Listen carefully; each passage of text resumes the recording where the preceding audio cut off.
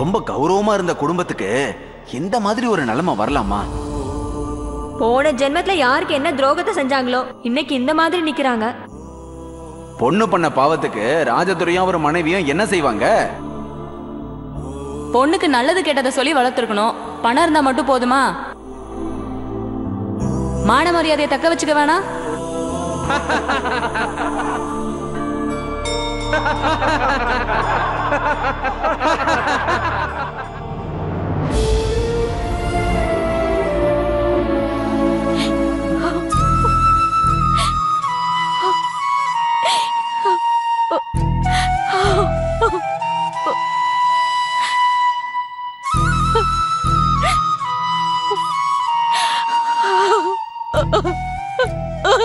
என்ன மன்னிச்சிருங்க, என்ன மன்னிச்சிருங்க.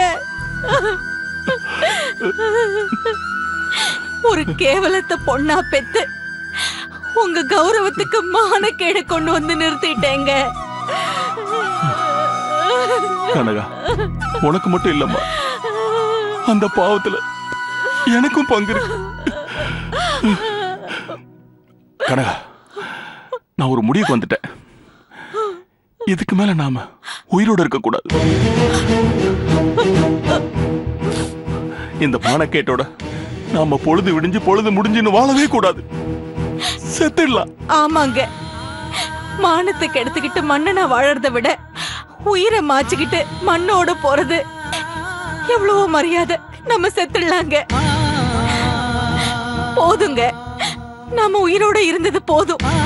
அவமானப்பட்டு அவஸ்தைப்பட்டு இருந்தது போதுங்க. இருக்க கூடாதுங்க. இனிமே நம்ம உயிரோட இருக்கவே கூடாது. நம்ம மகன் கிட்ட சொல்லாம நம்ம மகனோட முகத்தை கடைசியா பார்க்காம போறோமே, அது நினைச்சாதான் கவலையா இருக்கு. அவனை பார்த்தா செத்து போற நினைப்பு வராதுங்க. வாங்க, செத்து போயிடலாம். சரி வா போலாம்.